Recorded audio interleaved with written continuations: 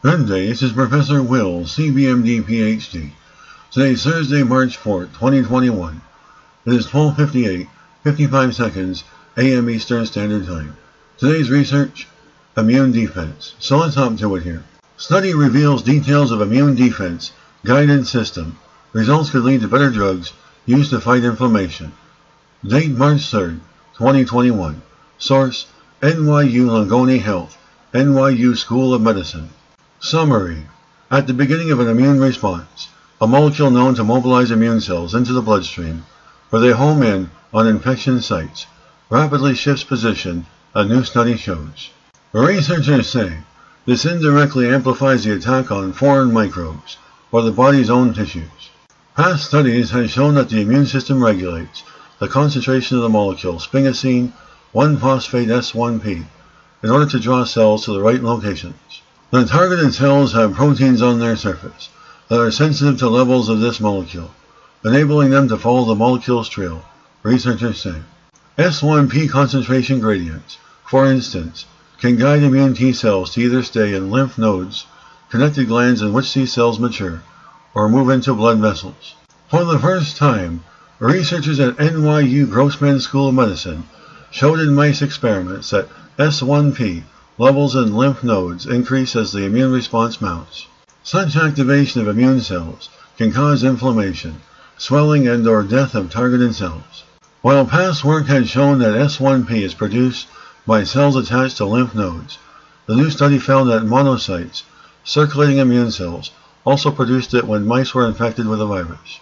This in turn may influence the migration of T cells, a set of white blood cells that expands rapidly in response to infection, say the study authors.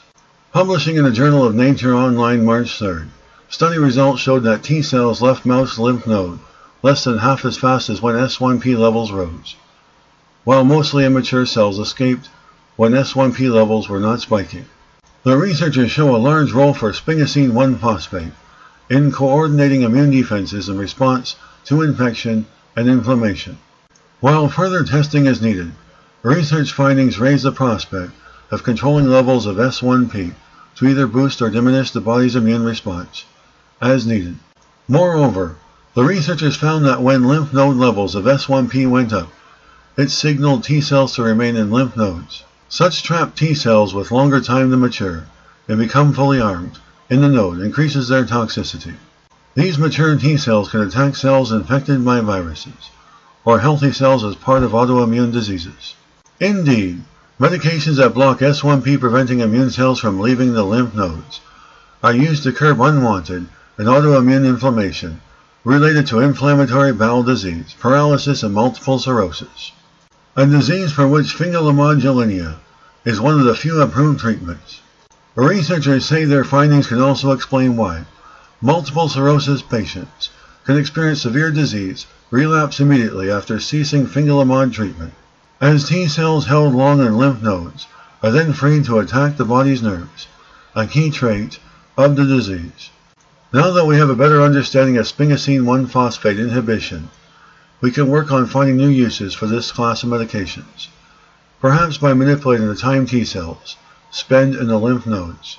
For the study, S1P levels were measured in mice bred to develop symptoms of multiple sclerosis, a disease involving severe inflammation of the brain and spine. They also measured S1P levels in mice exposed to viral genetic material to mimic the inflammation that occurs in infection.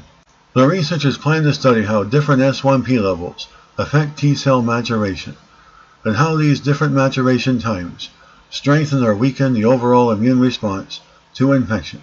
Good day, this is Professor Will, CBMD PhD, on microbiology, bioinformatics, and pathophysiology.